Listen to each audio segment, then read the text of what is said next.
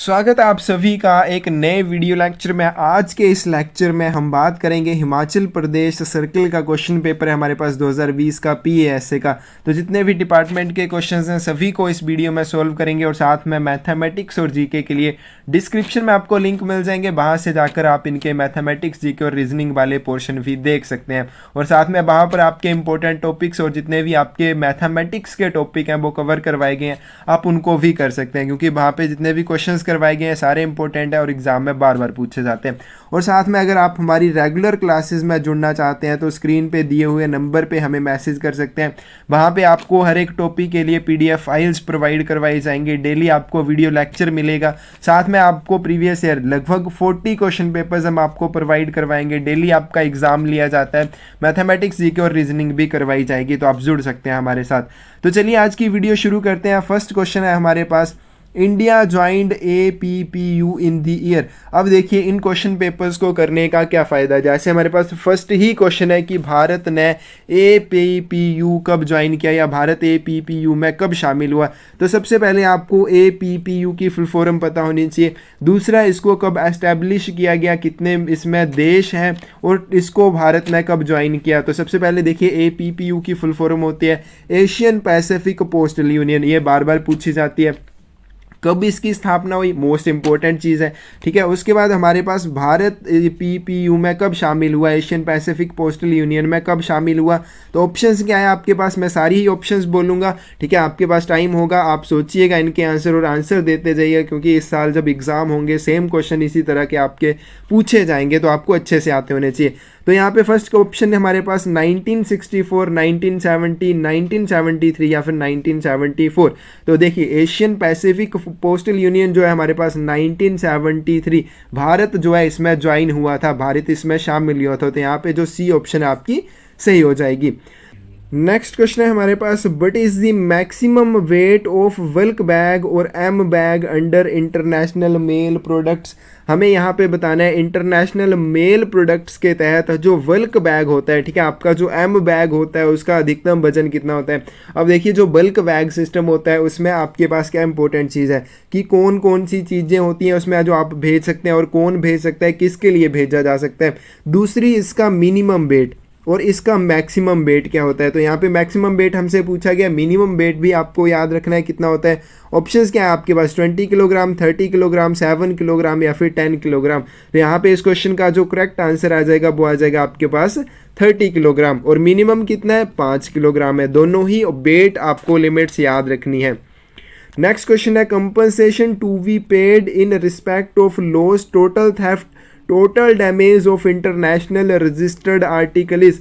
अंतर्राष्ट्रीय पंजीकृत वस्तु के नुकसान, कुल चोरी, कुल क्षति के संबंध में भुगतान किया जाने वाला मुआवजा कितना है। अगर आपका कोई रजिस्टर्ड आर्टिकल है और कैसा रजिस्टर्ड आर्टिकल है, इंटरनेशनल, अंतर्राष्ट्रीय है, और वो गुम हो जाता है या उसकी चोरी हो जाती है या पूरी तरह से वो खराब हो जाता है, उसका नुकसान हो जाता है, तो कंपनसेशन के रूप में आपको कितने चार्जेस या आपको कितना कंपनसेशन मुआवजा जो है वो मिलेगा। ऑप्शन है आपके पास 15 SDR, 20 SDR, 25 SDR या फिर 30 SDR।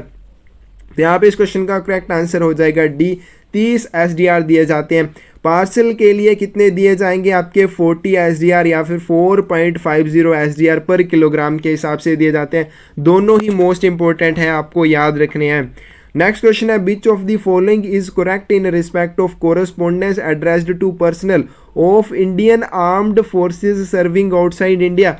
भारत के बाहर सेवा कर रहे भारतीय सशस्त्र बलों के कर्मियों को संबोधित पत्राचार के संबंध में कौन से कथन चाहिए। यानी कि कोई भी हमारे पास भारतीय सशस्त्र बलों का कर्मी है, कर्मचारी है और वो क्या कर रहा है, इंडिया से बाहर कहीं काम कर रहा है, ठीक है, वहाँ पर वो अपना काम कर रहा है। तो ऐसी स्थिति में हमें बताना है अगर उसको कोई आर्टिकल भेजा जाएगा तो उसके संबंध में कौन सी ऑप्शन जो है करेक्ट है। फर्स्ट यहाँ पे ऑप्शन हमारे पास दी गई है, it shall be addressed to Indian army post office 56 APO और fleet mail office Mumbai. It is treated as inland postal article for all purposes. It is not exempted from postal charges, all of the above. तो देखिए यहाँ पे इस question का correct answer हो जाएगा आपके पास डी, जब भी आपका कोई भी आर्टिकल किसी भी ऐसे व्यक्ति को भेजा जाता है, ऐसे कर्मचारी को भेजा जाता है जो भारतीय सशस्त्र बलों का कर्मी है, ठीक है, और वो देश से बाहर कहीं कार्यरत है, काम कर रहा है, तो ऐसी स्थिति में उसको जो आर्टिकल संबोधित किया जाएगा उसका पता कौन सा होगा, 56 APO या फिर फ्लीट मेल ऑफिस बॉम्बे के कार्यालय पर भेजा जाएगा। यहाँ पे एक और चीज़ आपको देखिए, आर्मी पोस्ट ऑफिस कौन कौन से हैं, 56 APO एंड 99 APO, लेकिन यहाँ पे 99 APO को नहीं भेजा जाएगा, सिर्फ 56 APO को भेजा जाएगा। ये भी इंपॉर्टेंट पॉइंट है, क्योंकि ऑप्शन में आपको ये भी दिया हो सकता है कि 99 APO 56 APO दोनों में से किसको भेजा जाएगा, क्या दोनों को भेजा जाएगा, तो आपको ध्यान रखना है 99 APO को नहीं भेजा जाएगा। दूसरा हमारे पास इसमें क्या है कि इसको जितने भी, यानी कि अगर इसके ऊपर आपने चार्जेस लगाने हैं, इसको कहीं डिटेन करना है या इसका ट्रांसमिशन करना है, जितने भी पर्पस होते हैं उन सभी के लिए इसको अंतर्देशीय डाक के रूप में माना जाएगा। जैसे आपके इनलैंड आर्टिकल्स को माना जाता है, सेम इसको भी माना जाएगा।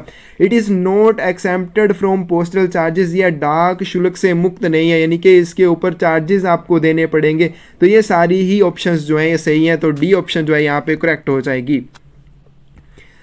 The period within which a person can exercise an option to take delivery of a foreign on the subsequent recovery of lost registered article is, तो कितनी अवधि के भीतर कोई व्यक्ति अपने खोए हुए पंजीकृत पत्र के बाद में मिलने पर उसका वितरण लेने के विकल्प का प्रयोग कर सकता है। अब देखिए इंटरनेशनल पोस्ट में क्या होता है कि मान लीजिए आपने कोई आर्टिकल भेजा था, अब वो क्या हुआ, गुम हो गया। अब उसके लिए जो कंपनसेशन चार्जेस हैं, मुआवजा जो है वो किसको, सबसे पहले वो किसको दिया जाएगा, वो पहले आपके सेंडर को दिया जाता है। दूसरा एड्रेसी के पास ये ऑप्शन होती है, ठीक है, अगर आपका सेंडर जो है वो मुआवजा नहीं लेता है और वो चाहता है कि एड्रेसी को दे दिया जाए, तो ऐसी स्थिति में एड्रेसी को दिया जाता है। लेकिन मान लीजिए अब पहले सेंडर को ए ऑप्शन दी जाएगी, सबसे पहले सेंडर जो होगा, प्रेषक जो होगा उस आर्टिकल का, उसको एक ऑप्शन दी जाएगी कि उसका आर्टिकल जो है वो मिल गया है, ठीक है, पहले उसको कंपनसेशन जो है वो दे दी गई है, लेकिन उसके बाद आपका आर्टिकल मिल जाता है, वो कहीं से मिल गया। अब क्या है कि प्रेषक के पास एक समय अवधि होती है, जिस समय अवधि के अंतर्गत वो क्या कर सकता है, जो उसको कंपनसेशन मिली है वो वापस करके अपने आर्टिकल की डिलीवरी ले सकता है। तो उसको कितने टाइम दिया जाता है, कितना समय उसको दिया जाता है, ऑप्शंस आपके पास 2 मंथ, 3 मंथ, 6 मंथ या फिर 1 मंथ का समय उसको दिया जाता है। तो देखिए यहाँ पे इस क्वेश्चन का करेक्ट आंसर होगा आपके पास बी, उसको 3 महीने का समय दिया जाएगा कि वो अपने खोए हुए आर्टिकल की वितरण जो है वो वापस ले ले, उसकी डिलीवरी ले ले।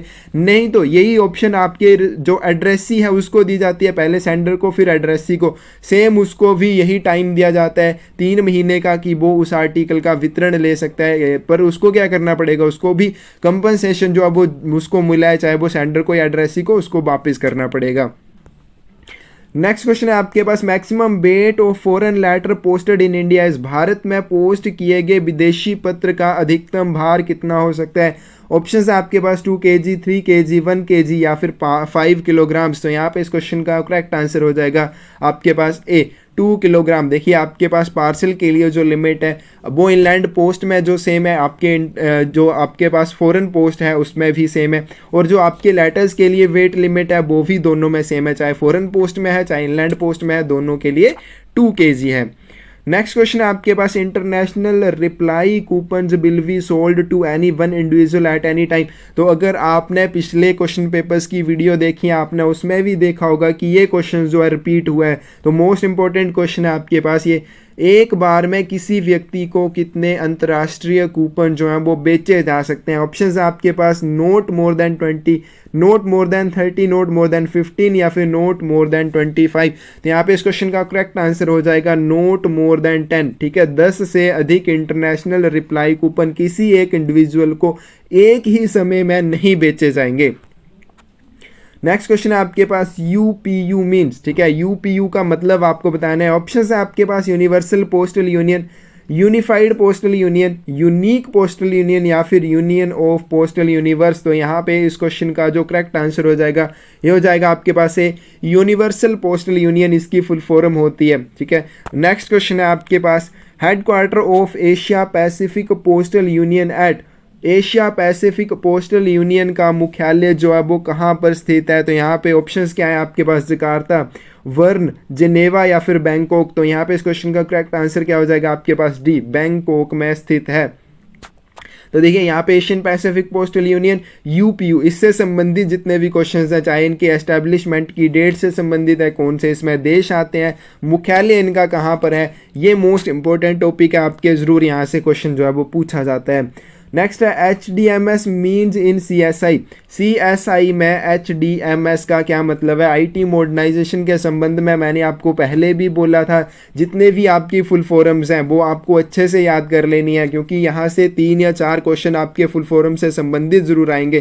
तो HDMS का मतलब हमें बताना है CSI में, तो सबसे पहले आपको CSI की फुल फॉर्म पता होनी चाहिए, कोर सिस्टम इंटीग्रेटर, और HDMS की आपको बतानी है। ऑप्शन है आपके पास help desk monitoring setup, help definition management setup, help desk management system, या फिर हेल्प डिस्क मैनेजमेंट सिस्टम। तो यहाँ पे इस क्वेश्चन का करेक्ट आंसर क्या हो जाएगा आपके पास? सी, हेल्प डेस्क मैनेजमेंट सिस्टम इसकी करेक्ट ऑप्शन हो जाएगी। सी ऑप्शन जो है यहाँ पे ठीक है।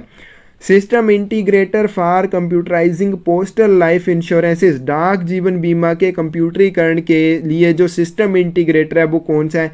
ऑप्शंस क्या है आपके पास? CSI core system integrator, RSI FSI financial system integrator, या फिर नन ऑफ द अबव। यहाँ पे इस क्वेश्चन का करेक्ट आंसर क्या हो जाएगा आपके पास? इस क्वेश्चन का करेक्ट आंसर होगा FSI, सी ऑप्शन जो है ये करेक्ट हो जाएगी।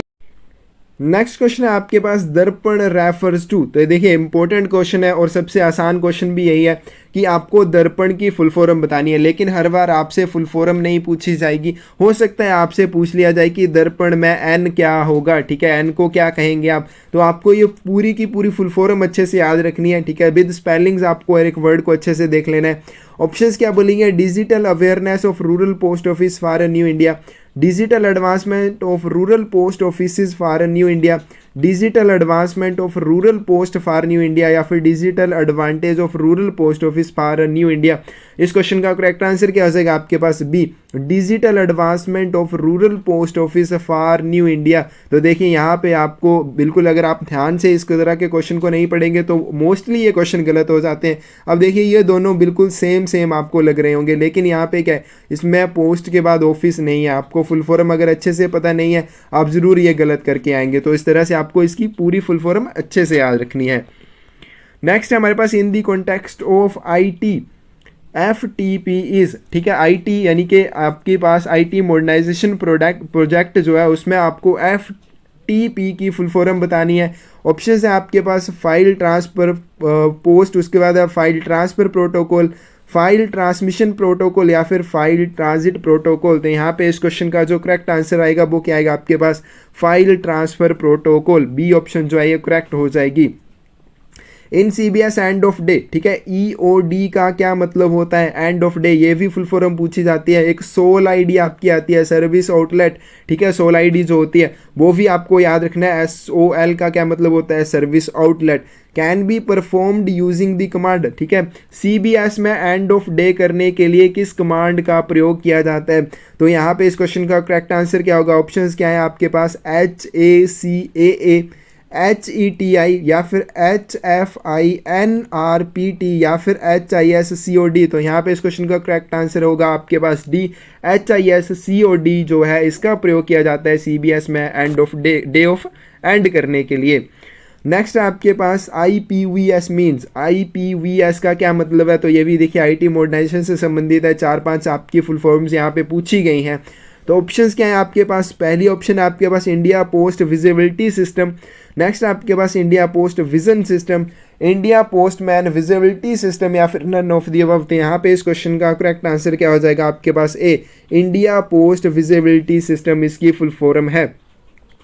नेक्स्ट क्वेश्चन आपके पास the ATMs of postal department interoperable with other banks will affected from. तो यहाँ पे भारतीय डाक विभाग के साथ जो ATM है, अन्य बैंक जो भारतीय डाक विभाग के ATM है वो अन्य बैंकों के साथ कब से अंतर संचालित हैं?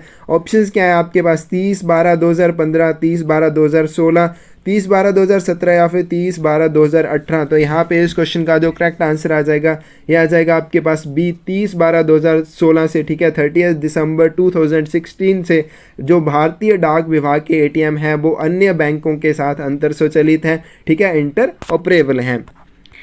नेक्स्ट क्वेश्चन है in India post project connectivity of a single network and connection to data centre called as, in India post project में एकल नेटवर्क के माध्यम से कनेक्टिविटी और डाटा सेंटर में इसको क्या कहा जाता है? ऑप्शंस क्या है आपके पास? LAN, ठीक है, VAN, WAN या फिर PAN। तो यहाँ पे इस क्वेश्चन का करेक्ट आंसर आएगा आपके पास C, WAN, wide area network इसको कहा जाता है।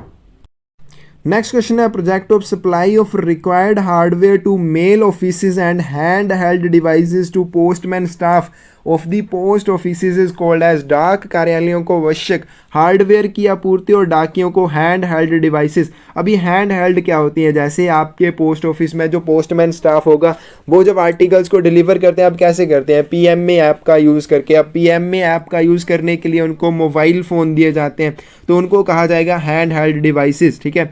तो करवाने वाली ये सारे उपकरण जो है मेल और डाक कार्यालयों में हार्डवेयर की आपूर्ति करने वाले और डाकियों को हैंड हेल्ड डिवाइसेस जो है उपलब्ध करवाने वाली परियोजना को क्या कहा जाएगा? ऑप्शंस क्या है आपके पास? Mail operation hardware, parcel network optimization project, mail network optimization project, या फिर नोडल डिलीवरी सेंटर प्रोजेक्ट। तो यहाँ पे इस क्वेश्चन का करेक्ट आंसर क्या हो जाएगा आपके पास? ए, मेल ऑपरेशन हार्डवेयर इसको कहा जाएगा।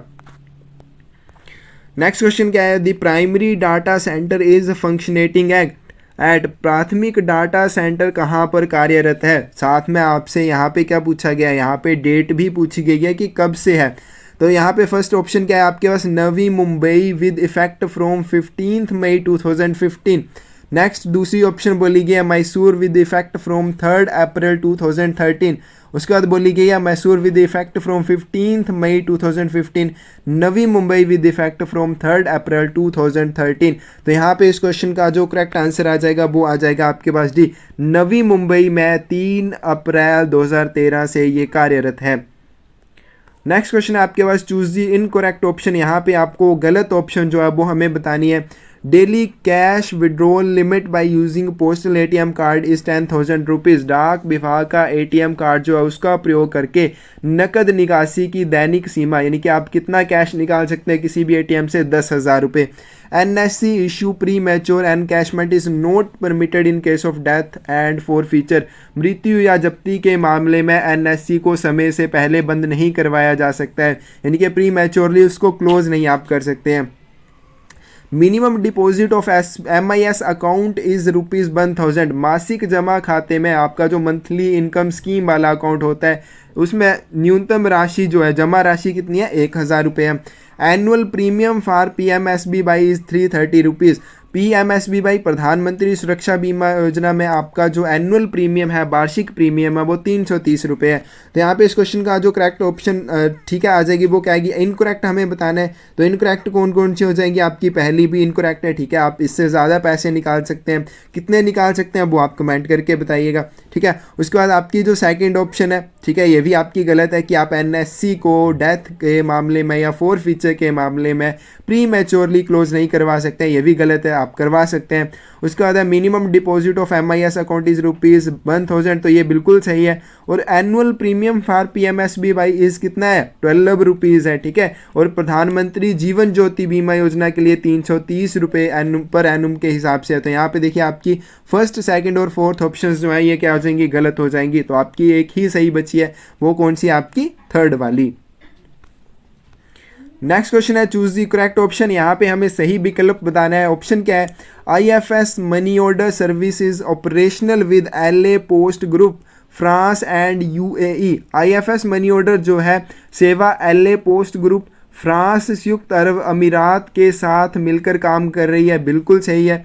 नेक्स्ट आपके पास क्या है? Only 30 transactions can be received by a single beneficiary in a calendar year in international money transfer. अंतर्राष्ट्रीय मनी ट्रांसफर में एक कैलेंडर वर्ष में एक लाभार्थी केवल 30 लेन देन ही प्राप्त कर सकता है, इससे ज़्यादा नहीं वो करेगा। नेक्स्ट आपके पास deposit of PPF public provident fund, SSS Sukanya Samriddhi account, RD recurring deposit account in post office can be paid through IPPV account. जो आपका पब्लिक प्रोविडेंट फंड अकाउंट है, SSA RD के भुगतान आप IPPV India post payment bank के जरिए कर सकते हैं। Minimum subsequent deposit in SB account is not less than 10 rupees and withdrawal amount is 50 rupees. आपने SB का अकाउंट खोल लिया, ठीक है। सब्सिक्वेंट डिपॉजिट क्या होती है? आपने अकाउंट खुलवा लिया 500 रुपीज़ से, उसके बाद नेक्स्ट ठीक है। उस डिपॉजिट के बाद 500 के डिपॉजिट के बाद नेक्स्ट आप जो भी डिपॉजिट या विड्रॉल करते हैं उसको सब्सीक्वेंट डिपॉजिट या फिर सब्सीक्वेंट विड्रॉल कहा जाता है, यानी कि जो बाद में आप करते हैं। तो यहाँ पे बोला गया कि जो आपका खाता खुलने के बाद मिनिमम आप डिपॉजिट कितना कर सकते हैं, आप उसमें 10 रुपये, ठीक है। और आपका जो विड्रॉल की मिनिमम लिमिट है वो कितनी है, 50 रुपये, यानी कि इससे कम आप नहीं कर सकते हैं। तो यहाँ पे इस क्वेश्चन का करेक्ट आंसर क्या हो जाएगा, ये सारी ऑप्शन आपके पास सही है, ठीक है। तो यहाँ पे फर्स्ट, सेकंड और थर्ड, तो ये सारी ऑप्शंस आपके पास सही है, लेकिन ऑप्शन में यहाँ पे थोड़ा गड़बड़ है, तो आप इसको सही कर लीजिएगा, ठीक है। ये सारी ही ऑप्शंस आपकी सही हो जाएंगी, फर्स्ट और सेकंड भी सही है आपके पास, थर्ड भी और फोर्थ भी सही है।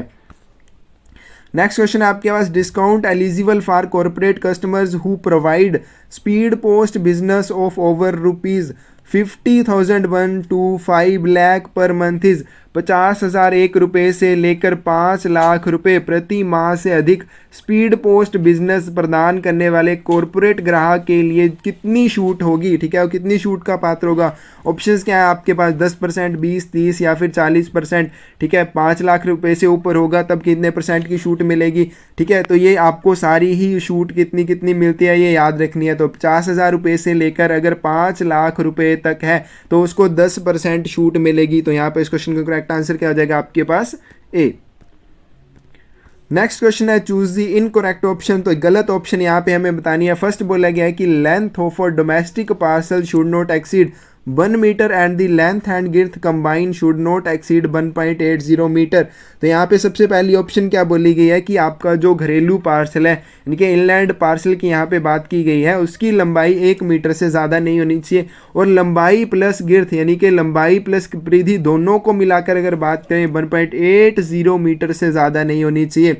नेक्स्ट बोला गया हमारे पास, maximum weight of domestic book packet is 5 kilogram. आपका जो बुक पैकेट होता है, ठीक है, घरेलू वाला, आपका इनलैंड वाला, उसका मैक्सिमम वेट 5 किलोग्राम हो सकता है। और दूसरा हमारे पास की maximum weight of domestic pattern and sample packet is 2 kilogram. Sample और पैटर्न पैकेट जो होता है, पैटर्न या नमूना पैकेट जो होता है, उसका वजन 2 किलोग्राम से अधिक नहीं होना चाहिए। नेक्स्ट है आपके पास, dimensions of post card is 140 millimetre by 90 millimetre, ठीक है। आप क्या पढ़ते हैं 14 सेंटीमीटर बाई 9 सेंटीमीटर, तो ये भी सेम ही चीज़ है, कंफ्यूज नहीं होना है, क्योंकि बहुत सारी गलतियां यहीं पे ही कर देते हैं आप।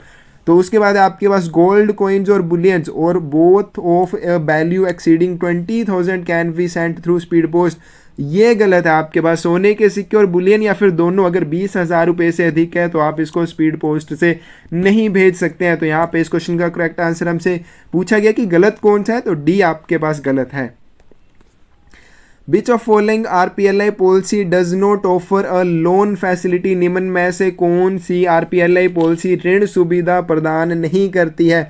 ऑप्शंस क्या बोली गई हैं, ग्राम सुमंगल, ग्राम सुरक्षा, ग्राम सुविधा या ग्राम संतोष। आपने पहले क्वेश्चन पेपर्स वाली अगर वीडियोस देखी हैं, मैंने वहाँ पर भी आपको ये चीज़ बोली थी कि RPLI पॉलिसी आपको 6 प्रकार की पॉलिसीज ऑफर करता है। हर एक पॉलिसी का, ठीक है, कौन सी ग्राम सुमंगल है, कौन सी ग्राम सुरक्षा है, कौन सी सुविधा, कौन सी संतोष है, PLI और RPLI दोनों में कौन सी बाल जीवन बीमा है, सारी आपको अच्छे से याद रखनी है, ठीक है। और यहाँ पे क्या पूछा गया कि कौन सी पॉलिसी में आपको लोन नहीं मिलेगा।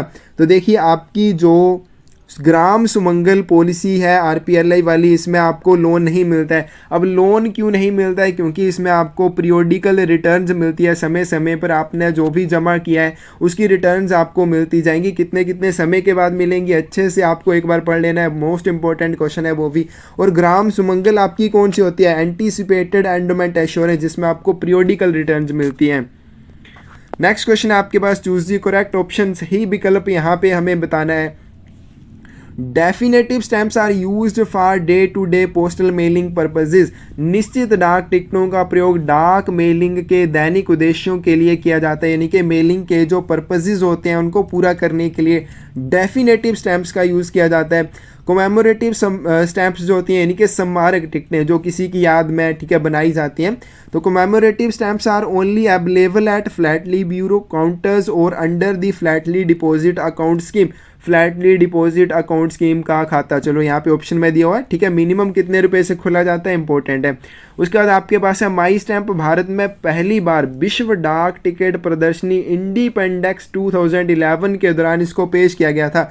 जो माई स्टैम्प है, ठीक है, माई स्टैम्प आपको कब इंट्रोड्यूस किया गया था, यहाँ पे बोला गया वर्ल्ड फ्लैट लीक एग्जीबिशन इंडिपेंडेक्स 2011 में। तो ये भी हमारे पास क्या है, बिल्कुल सही है। फ्लैटली डिपॉजिट अकाउंट में B opened with minimum deposit of 200 rupees. अगर आप फ्लैटली डिपॉजिट अकाउंट खुलवाना चाहते हैं तो मिनिमम 200 रुपीज़ से खुलवा सकते हैं। तो यहाँ पे आपकी सारी ही ऑप्शंस जो हैं वो सही हैं। तो यहाँ पे इस क्वेश्चन का जो करेक्ट आंसर आ जाएगा वो क्या होगा, सी। ठीक है, फर्स्ट, सेकंड, थर्ड और फोर्थ जो है आपकी सारी ही सही हैं।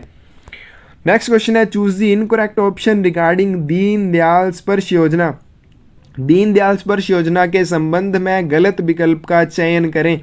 पहली ऑप्शन क्या बोली गई, to award children in the class category of standard 6 to 10th, कक्षा 6ठी से 10वीं तक के बच्चों को पुरस्कृत करना, यानी कि उनको अवार्ड करना। ठीक है, ये आपके पास दीनदयाल स्पर्श योजना का मोटिव है।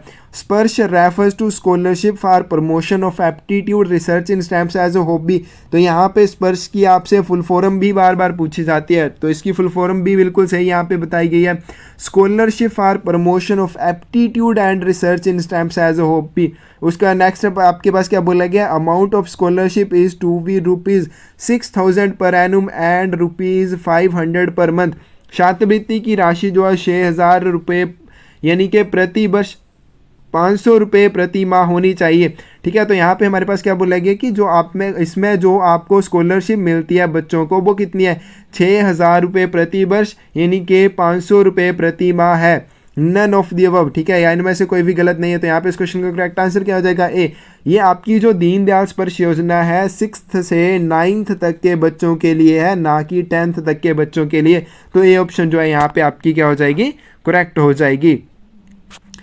Minimum quantity of pieces can be accepted under direct post. जो प्रत्यक्ष पोस्ट होती है या फिर डायरेक्ट पोस्ट होती है उसके तहत न्यूनतम कितने लेख स्वीकार किए जाएंगे। अब देखिए यहाँ पे एक और चीज़ आती है, जब भी आप डायरेक्ट पोस्ट के तहत आर्टिकल्स को पोस्ट करते हैं तो उनके ऊपर कोई भी एड्रेस नहीं होता है। ठीक है, वो अनएड्रेस्ड पोस्टल आर्टिकल्स होते हैं लेटर मेल के। तो यहाँ पे हमें पूछा है मिनिमम कितने होने चाहिए। ऑप्शंस क्या है आपके पास, 1000 एड्रेस्ड पोस्टल आर्टिकल। अब देखिए अगर किसी ने 1000 याद किया है आर्टिकल तो अच्छी बात है, लेकिन अगर किसी ने ये याद नहीं किया है कि ये अनएड्रेस्ड पोस्टल आर्टिकल्स होने चाहिए, ठीक है, बिना पते वाले होने चाहिए, तो वो उसका 1000 का जो 1000 उसने याद किया है वो भी उसका बेकार हो जाएगा। तो बिल्कुल हर एक लाइन को आप अच्छे से पढ़िएगा जब भी आप किसी भी टॉपिक को करते हैं, क्योंकि यहीं से क्वेश्चन जो है कंफ्यूज करके पूछे जाते हैं। तो इसमें पहली ऑप्शन क्या बोली है, 1000 एड्रेस्ड पोस्टल आर्टिकल्स, 1000 संबोधित लेख यानी कि जिनके ऊपर पता लिखा हुआ है। उसके बाद बोली है 1000 unaddressed postal articles, 5000 addressed postal articles या फिर 5000 अनएड्रेस्ड पोस्टल आर्टिकल्स। तो यहाँ पे इस क्वेश्चन का करेक्ट आंसर क्या हो जाएगा आपके पास, बी। ठीक है, अनएड्रेस्ड पोस्टल आर्टिकल्स होते हैं ये लेटर मेल के। तो यहाँ पे जो आपकी बी ऑप्शन है ये करेक्ट हो जाएगी।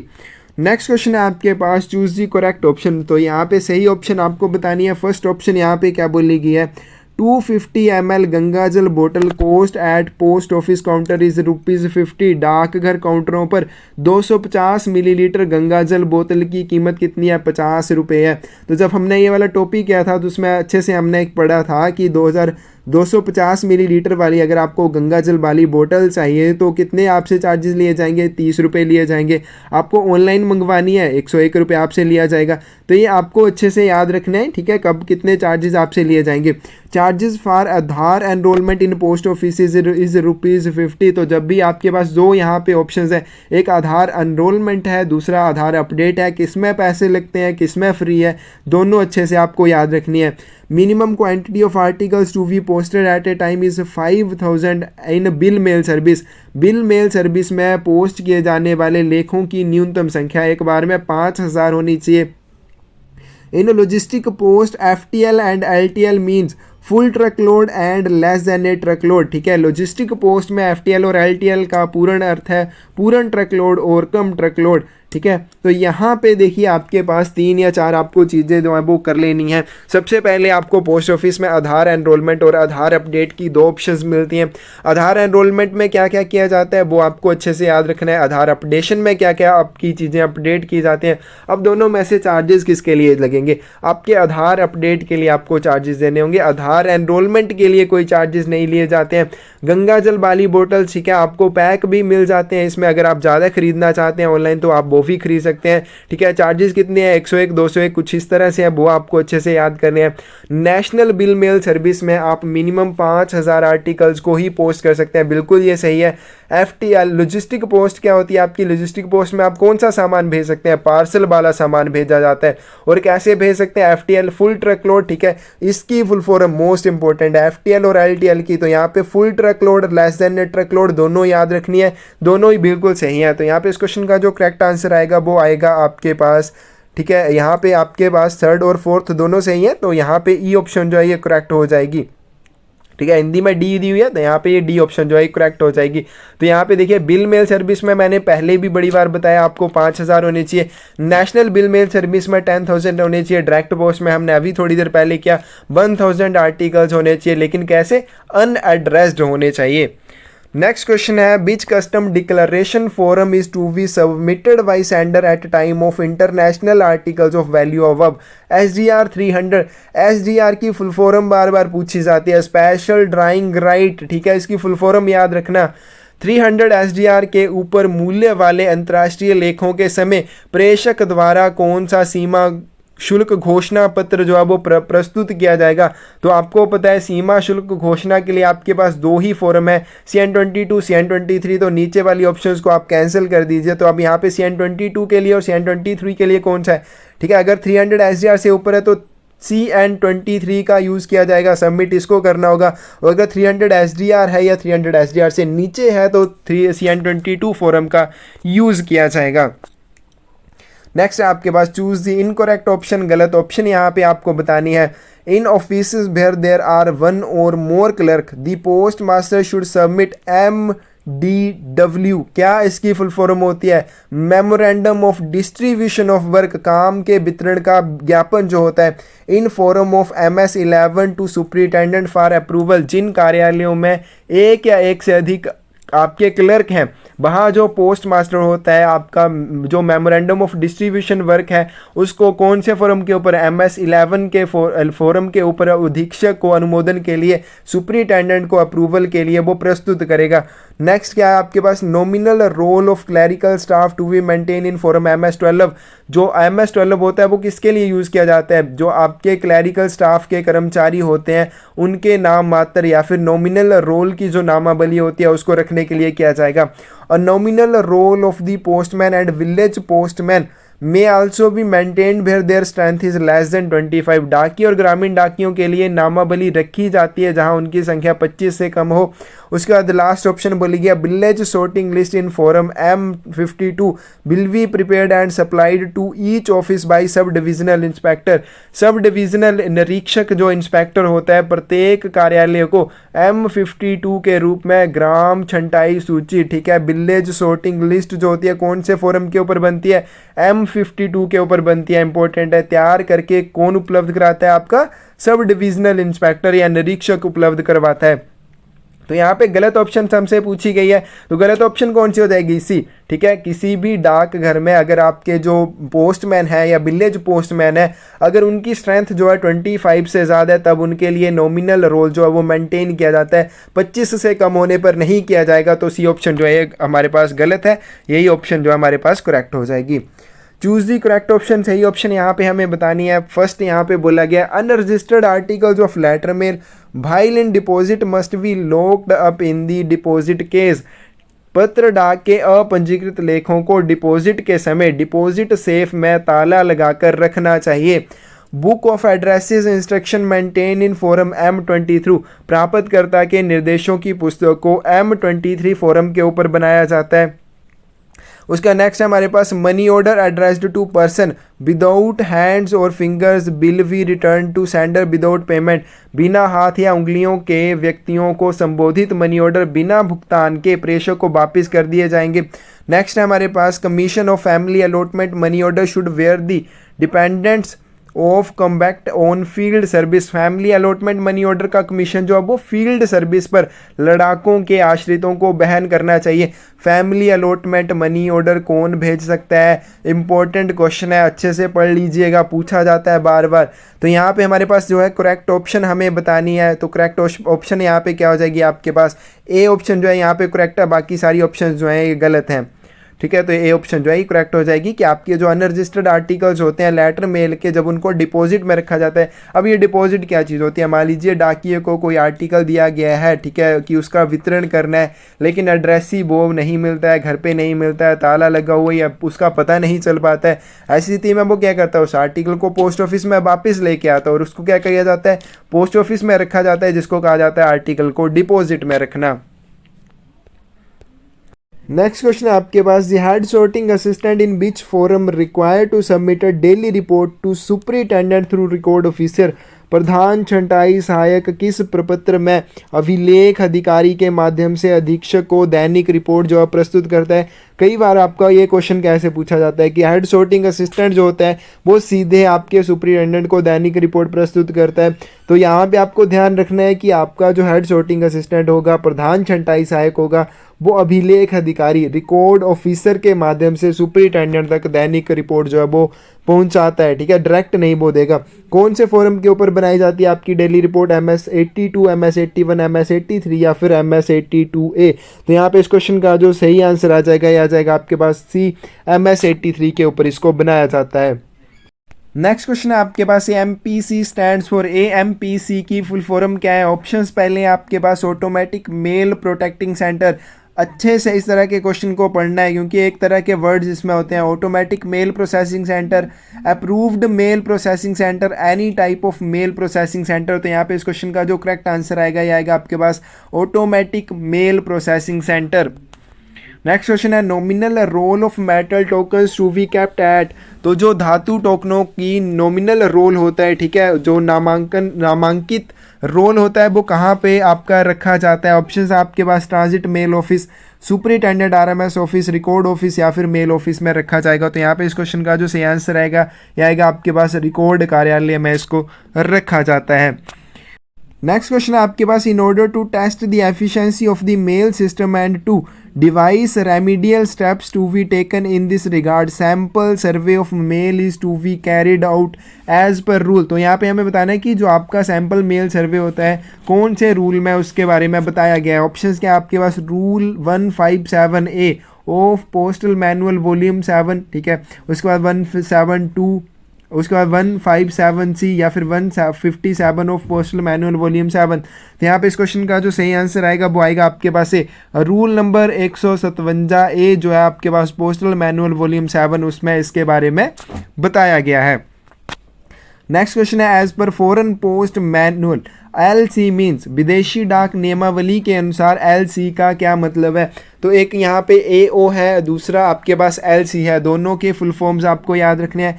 तो यहाँ पे इसका जो फुल फॉर्म होगी ये होगी लेटर एट कार्टस, ठीक है, यहाँ पे B ऑप्शन जो है करेक्ट होगी। और अगर AO के बारे में आपसे पूछा गया हो तो इसका मतलब होता है ऑर्डर सब्जेक्ट। कौन कौन से इसमें आर्टिकल्स आएंगे वो अच्छे से आप कर लीजिएगा। चूज दी करेक्ट ऑप्शन, सही विकल्प यहाँ पे हमें बताना है, ठीक है। ऑप्शंस क्या बोलेंगे, postal department is under the administrative control of the director general of post new Delhi. डाक विभाग, डाक महानिदेशक नई दिल्ली के प्रशासनिक नियंत्रण में है, ठीक है। उसके बाद हमारे पास बोला गया कि postal circle jurisdiction of Sikkim comes under north eastern circle. Sikkim जो है वो किसके अंडर आ रहा है, यहाँ पे बोला गया उत्तर पूर्वी सर्कल के अंतर्गत आता है, लेकिन ये हमारे पास यहाँ पे गलत है। उसके बाद value payable articles and money orders will not be to the address of army post office, ये सही है। Post office are divided into 3 classes, तो ये भी हमारे पास सही है। तो करेक्ट ऑप्शन हमें यहाँ पे बतानी है। तो यहाँ पे देखिए पहली ऑप्शन भी आपके पास करेक्ट है, थर्ड भी और फोर्थ भी। तो यहाँ पे इस क्वेश्चन का करेक्ट आंसर क्या हो जाएगा, आपके पास D हो जाएगा, ठीक है। ये आपके पास सारी ऑप्शन जो है ये सही है। आपके पास गलत कौन सी है, गलत है आपके पास कि आपका जो पोस्टल ज्यूरिडिक्शन सिक्किम है वो नॉर्थ ईस्टर्न पोस्टल सर्कल के अंडर आता है। आपका यह ध्यान रखना है, सिक्किम किसके अंडर आएगा वो आप कमेंट में बताइए, ठीक है। तो ये गलत हो जाएगी। नॉर्थ ईस्टर्न पोस्टल सर्कल में आपके पास टोटल कितने आएंगे, 6 इसमें स्टेट्स आते हैं, तो आपको वो भी अच्छे से याद रखने हैं कि कौन कौन से हैं। नेक्स्ट क्वेश्चन क्या है आपके पास, the franked articles will be tendered at the counter bundles in separate bundles according to the value of franks and each consignment must be accompanied by a window delivery ticket for. तो यहाँ पे हमें क्या बताया गया है, यहाँ पे हमसे पूछा गया है कि जो विंडो डिलीवरी टिकट होती है, अब देखिए जब भी आप फ्रैंक्ड आर्टिकल को पोस्ट ऑफिस में बंडल्स में बना के पोस्ट करने के लिए लेके आते हैं, आपको साथ में क्या लेके आना होता है, विंडो डिलीवरी टिकट को लेके आना होता है। अब यहाँ पे वही पूछा गया कि जो विंडो डिलीवरी टिकट होती है किस चीज़ के लिए लाई जाती है, क्यों, इसका क्या उद्देश्य है। तो receipt given by post office for posting franked articles, पहले यहाँ पे बोलेंगे कि जो फ्रैंक्ड आर्टिकल्स हैं उनको पोस्ट करने के लिए डाकघर के द्वारा एक रसीद दी जाती है। Identification of franking machine licences representative, franking machine licence धारी के प्रतिनिधित्व की पहचान के लिए ये होती है। Daily docket duly filled in sign and date, ठीक है, दैनिक डॉकेट जो है विधिवत हस्ताक्षरित और तारीख में हुआ पूरा होना चाहिए। नन ऑफ दी अबव, यहाँ पे इस क्वेश्चन का करेक्ट आंसर होगा आपके पास B, identification of franking machine licences representative, जो फ्रैंकिंग मशीन लाइसेंस धारी है उसके प्रतिनिधित्व की पहचान के लिए होती है। A value payable postal articles marked as post resident is kept in post office up to, post restante articles होते हैं जो उनको पोस्ट ऑफिस में कितने दिन तक रोक के रखा जाता है। ऑप्शंस क्या है, 30 डेज, 15 डेज, 10 डेज या फिर 7 डेज। ध्यान में रखना है जब भी पोस्ट रेस्टेंट के संबंध में पूछा जाए तो दो इस तरह के आर्टिकल हो सकते हैं, ठीक है। एक वीपी आर्टिकल हो सकते हैं, एक अगर बीपी आर्टिकल नहीं है तो वीपी आर्टिकल है सिर्फ 7 दिन तक ही रोक के रखा जाएगा, सेम जैसे आपके रजिस्टर्ड आर्टिकल्स या बाकी आर्टिकल्स को रखा जाता है जब आपका एड्रेस ही नहीं मिलता है। और वीपी आर्टिकल्स की अगर बात करें, ठीक है, ये 7 दिन के लिए हो जाएगा और बाकी नॉर्मली जितने आर्टिकल्स रहेंगे उनको 1 महीने तक यानी कि 30 दिन तक रोक के रखा जा सकता है। नेक्स्ट हमारे पास complaints regarding miscarriage, loss और destruction of Indian postal orders should be preferred within, भारतीय पोस्टल ऑर्डर के विफल होने, हानि या नष्ट होने के संबंध में शिकायतों को प्राथमिकता दी जानी चाहिए, यानी कि कितने समय के भीतर आपको उसके संबंधित जो शिकायत है वो करनी है। अगर आपका इंडियन पोस्टल ऑर्डर जो है वो क्या हो जाता है, मिस कैरेज हो जाता है, गुम हो जाता है या डिस्ट्रक्शन हो जाता है, नष्ट हो जाता है। 12 months from the last day of the month of issue, ठीक है, जिस महीने में उसको इशू किया गया है उस महीने के लास्ट दिन से अगले 12 महीनों के भीतर। 6 month from last day of the month of issue paper money, 24 months from date of issue of money order, 24 months from last day of month of issue. तो यहाँ पे इस क्वेश्चन का जो करेक्ट आंसर आएगा ये आएगा आपके पास से जारी होने के महीने के आखिरी दिन से 12 महीने तक आपको इसके बारे में बताना पड़ेगा। Choose incorrect option, blind literature packet not exceeding 7 kilogram accepted from payment of the following fees. आपको यहाँ पे गलत विकल्प बताना है। अब देखिए ब्लाइंड लिटरेचर पैकेट में क्या होता है, आपको जो चार्जेस में छूट मिलती है वही यहाँ से पूछा गया है कि कौन कौन से चार्जेस में छूट नहीं मिलेगी वो हमें यहाँ पे बताना है। सबसे पहले पंजीकृत शुल्क की बात करें, रजिस्ट्रेशन फीस, उसके बाद दूसरी बोली गई है फी फॉर एयरमेल के लिए शुल्क, फी फॉर एक्नोलेजमेंट पावती के लिए शुल्क, fee for attested copy of receipt, जो रसीद होती है उसकी सत्यापित प्रति प्राप्त करने के लिए या कॉपी लेने के लिए। तो यहाँ पे इस क्वेश्चन का करेक्ट आंसर क्या होगा, बी। आपके ब्लाइंड लिटरेचर पैकेट के ऊपर बाकी सारे चार्जेस आपको माफ़ हैं, लेकिन एयरमेल चार्जेस आपको देने पड़ेंगे अगर उसका ट्रांसमिशन बाय एयर करना पड़ेगा। नेक्स्ट क्वेश्चन है आपके पास, licence for posting of registered newspaper without prepayment of postage in cash. कई जगह पे रजिस्टर्ड न्यूज़पेपर को सिंपल RNP भी लिखा होता है। डाक के पूरा भुगतान के बिना पंजीकृत समाचार पत्रों को पोस्ट करने के लिए लाइसेंस जो है वो किसके द्वारा जारी किया जाता है। ऑप्शंस क्या है आपके पास, head of the circle, head of region या फिर सुपरिटेंडेंट ऑफ पोस्ट ऑफिस या senior superintendent of post office, head of post office या फिर नन ऑफ दी अबव। यहाँ पे इस क्वेश्चन का करेक्ट आंसर आएगा आपके पास मंडल के प्रमुख या फिर क्षेत्र के प्रमुख, ठीक है। जो रीजन का हेड होता है कौन होता है, PMG, और हेड ऑफ सर्कल कौन होता है, CPMG या PMG, दोनों में से कोई भी कर सकता है। Choose incorrect option regarding parcel के संबंध में गलत विकल्प हमें यहाँ पे बताना है। तो यहाँ पे पहले क्या बोला गया, wait of unregistered parcel should not exceed 4 kilogram. Parcel जो है उसका के अनरजिस्टर्ड पार्सल की बात करें तो वे वजन जो है 4 किलोग्राम से अधिक नहीं होना चाहिए। 4 किलोग्राम से अधिक वजन होगा तो आपको उसकी रजिस्ट्रेशन करवानी पड़ेगी। हज़ारों बार ये हम पॉइंट पढ़ चुके हैं, हज़ारों बार हमने ये लाइन पढ़ ली है। अब यहाँ पे कोई भी गलती आपकी कभी ना हो, ठीक है, इस बात का आपको ध्यान रखना है। Maximum weight of parcel booking at departmental post office 20 kilogram, ठीक है। मैक्सिमम वेट किसी भी पार्सल का 20 किलोग्राम हो सकता है अगर आपको उसको पोस्ट ऑफिस में बुक करते हैं, लेकिन यहाँ पे आपके पास BO के पोस्ट ऑफिस को छोड़कर, यानी कि ब्रांच पोस्ट ऑफिस को छोड़कर आप किसी अन्य पोस्ट ऑफिस में कर रहे हैं 20 किलोग्राम तक कर सकते हैं। लेकिन ध्यान रखना है आप चाहे हेड ऑफिस में पार्सल की बुकिंग कर रहे हैं, अगर आप BO के लिए पार्सल की बुकिंग कर रहे हैं तो 10 किलोग्राम से ज़्यादा बुकिंग यहाँ पर भी आप नहीं कर सकते हैं। लेकिन अगर यहाँ पे SO हो तब आप 20 किलोग्राम की, यहाँ पे HO तब भी 20 किलोग्राम तक आप बुक इसको कर सकते हैं। उसके बाद हमारे पास weight of unregistered parcel should not exceed 10 kilogram posted at BO. तो इसी तरह से कंफ्यूज किया जाता है। पहले भी पॉइंट में अनरजिस्टर्ड पार्सल के बारे में बोल दिया, अब यहाँ पे बीओ का साथ में लगा के भी आपके अनरजिस्टर्ड पार्सल के बारे में बोल दिया। तो यहाँ पे आप देख सकते हैं, देखिए जब भी आपके बीओ में आर्टिकल को बुक किया जाएगा, पार्सल को, बिल्कुल यहाँ पे 10 किलोग्राम तक किया जाएगा। लेकिन अगर आपके अनरजिस्टर्ड पार्सल की बात करें तो वो सिर्फ कितने किलोग्राम तक रहेगा, उसकी आपकी लिमिट 4 किलोग्राम ही रहेगी। नेक्स्ट क्वेश्चन आपके पास है नन ऑफ दी अबव। तो यहाँ पे इस क्वेश्चन का करेक्ट आंसर क्या हो जाएगा, इनकरेक्ट आपको बतानी है। तो इनकरेक्ट क्या हो जाएगी आपके पास, सी, बीओ से पोस्ट किए जाने वाले अपंजीकृत पार्सल का वजन 10 किलोग्राम से अधिक नहीं होना चाहिए। नेक्स्ट क्वेश्चन है आपके पास, official postal articles when posted by government officials authorized to use service postage stamps must wear the superscription.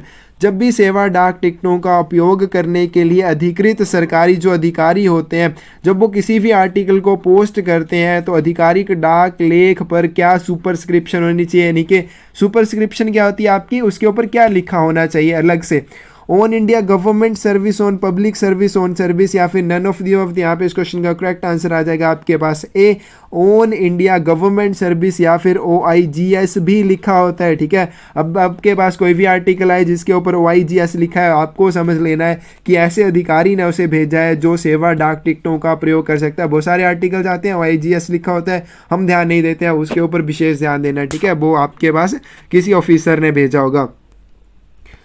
The fees payable for acknowledgement card in respect of insured article is. बीमित वस्तु के संबंध में पावती card के लिए जो आपकी एक्नोलेजमेंट कार्ड होती है, कितने आपके चार्जेस लिए जाएंगे इंश्योर्ड आर्टिकल के मामले में। ऑप्शन है 3 रुपये, 2 रुपये फ्री, या फिर 1 भी रुपया नहीं। आपको ध्यान रखना है इंश्योर्ड आर्टिकल के मामले में सिर्फ इंश्योर्ड आर्टिकल, ठीक है, बीमित वस्तु के मामले में एक्नोलेजमेंट जो होती है वो फ्री होती है, कोई उसके चार्जेस नहीं लिए जाते हैं, बाकियों में आपके चार्जेस जो हैं वो लिए जाएंगे। नेक्स्ट क्वेश्चन है आपके पास, the following articles prohibited through the inland post. निम्नलिखित लेख अंतर्देशीय डाक के माध्यम से निषिद्ध है। Anything which is sent in contravention of any enactment for the time being in force. कुछ भी जो कुछ समय के लिए लागू किसी अधिनियम के उल्लंघन में भेजा गया हो। ठीक है, मान लीजिए अभी कुछ एक टाइम के लिए आपका, जैसे आपका लॉकडाउन लगता है या कुछ भी ऐसा होता है, एक कानून जो अब वो जारी होता है लेकिन कुछ एक समय के लिए होता है, तो उस समय में कुछ एक चीज़ें होती हैं जो आपको नहीं करनी होती हैं, नहीं भेजनी है एक जगह से दूसरी जगह में। तो वही यहाँ पे बोला गया है कि आपको कोई भी ऐसी चीज़ नहीं भेजनी है जो उस समय लागू किसी कानून के विरुद्ध हो। ओस्मिक एसिड सिक्योरली पैक्ड, ठीक है, उसके बाद आपका ओस्मिक एसिड आप भेज सकते हैं अगर आपने अच्छी तरह से उसको पैक किया है।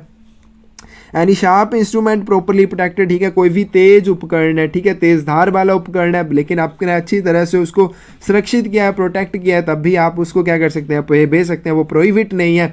उसके बाद आपके पास एनी इनडिसेंट और ऑब्सीन प्रिंटिंग, पेंटिंग और फोटोग्राफ, ठीक है, कोई भी आप इनडिसेंट, अभद्र, ठीक है, ऑब्सीन, अश्लील या फिर कोई भी प्रिंटिंग, पेंटिंग या फोटोग्राफ आप नहीं भेज सकते हैं।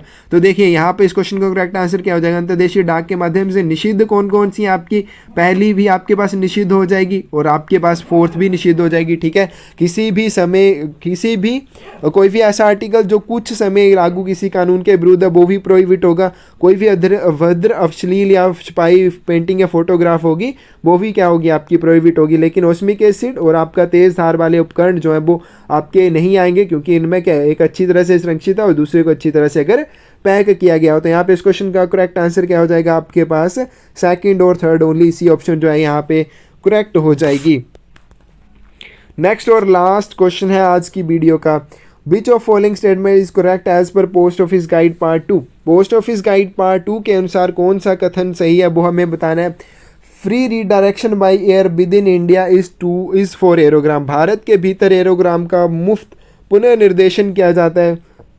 Free redirection by air within India is for post card. Post card का भारत के भीतर हवाई प्रसारण जो है वो निःशुल्क किया जाएगा। Free redirection by air within India is for parcel. Parcel का जो पुनर्निर्देशन है भारत के भीतर निःशुल्क किया जाएगा। तो यहाँ पे देखिए पार्सल का आप हवाई तो छोड़िए, उसका सरफेस ट्रांसमिशन भी फ्री नहीं किया जाता है, ठीक है, उसकी रीडायरेक्शन की जा रही है, तो हवाई तो बिल्कुल भी नहीं किया जाएगा।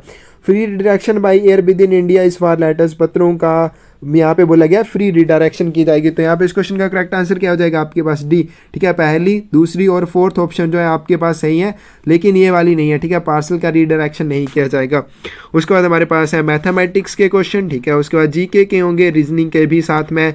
पूरे क्वेश्चन पेपर्स अगर आपको सोल्व करने हैं तो आप हमारे साथ जुड़ सकते हैं, हमारी रेगुलर क्लासेस में ज्वाइन कर सकते हैं। स्क्रीन पे आपको नंबर दिख रहा है, ठीक है, उसके ऊपर आपको मैसेज करना है और क्लासेस में जुड़ जाना है। पीडीएफ फाइल्स आपको मिल जाएंगी, पूरे क्वेश्चन पेपर्स आपको सोल्व करवा दिए जाएंगे, रीजनिंग, जीके, आपके मैथमेटिक्स के हर एक टॉपिक को कवर किया जाएगा और साथ में हर एक टॉपिक के लिए आपको पीडीएफ फाइल्स मिल जाएंगी। ठीक है, और वीडियो लेक्चर मिलेंगे, डेली एग्जाम आपको मिलेंगे, मॉक टेस्ट हम आपको करवाएंगे एग्जाम से पहले, यानी कि अच्छे से आपकी तैयारी करवाएंगे। आप हमारे साथ जुड़ सकते हैं। ठीक है फ्रेंड्स, और अच्छे से इन क्वेश्चन पेपर को कर लीजिए। किसी क्वेश्चन का आंसर आपको गलत लगे, प्लीज़ उस चीज़ के लिए आप कमेंट ज़रूर कीजिएगा, क्योंकि ये इंपॉर्टेंट चीज़ होती है कि हाँ हमसे कोई गलती हुई है तो कोई और वो गलती ना करे। आप उस गलती को ज़रूर सुधार दें अगर आपको लगता है ऐसा तो। ठीक है फ्रेंड्स, थैंक यू।